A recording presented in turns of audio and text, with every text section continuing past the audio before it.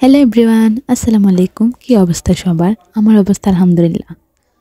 তো আজকে আমি নিয়ে আসলাম এখানে খুব সিম্পলের মধ্যে একটা বোরকা। তো আমি এখানে বোরকার মধ্যে কিছু কাজ করব যেন একটু ব্যতিক্রম লাগে। যেহেতু বোরকাটা ছিল খুবই সিম্পলের মধ্যে, তো একটু সাজানোর জন্য আমি এখানে কিছু পুঁতি ব্যবহার করছি। ভিডিওটা করা এই জন্যই যেন আমি একটা বোরকা কিনে কিভাবে ডিজাইন করছি তা অন্য আপুরাও দেখে করতে পারে।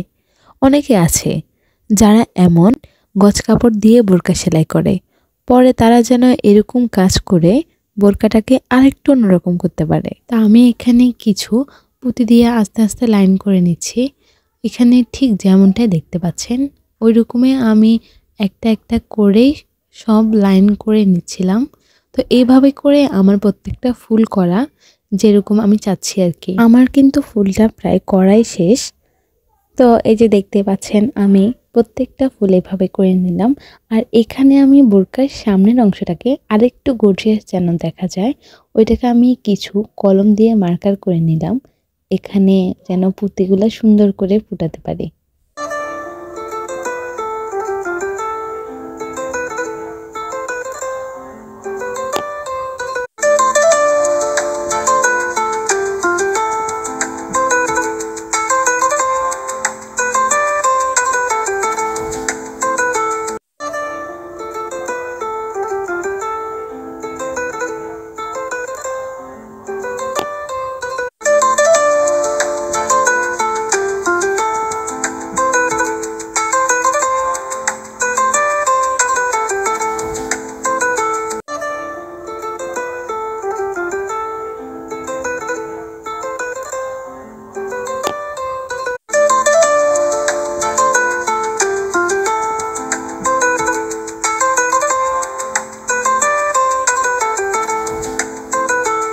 তো ভিডিওতে আমি যেভাবে দেখালাম আমি ওইভাবে প্রত্যেকটা ফুল বসালাম।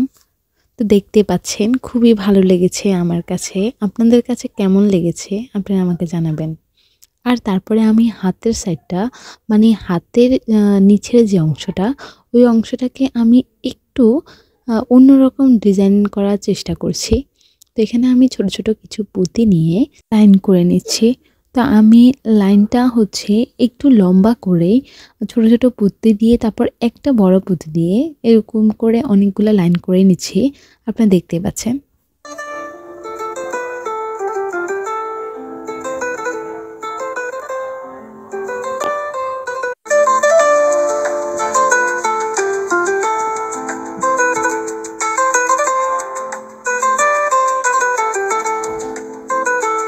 লাইনটা করা যখন আমার শেষ হয়ে গিয়েছে আমি এখানে কিছু টার্সেলের মতো আর কি যেন ঝুলে থাকে ওইরকম দিচ্ছিলাম পুঁতি দিয়ে।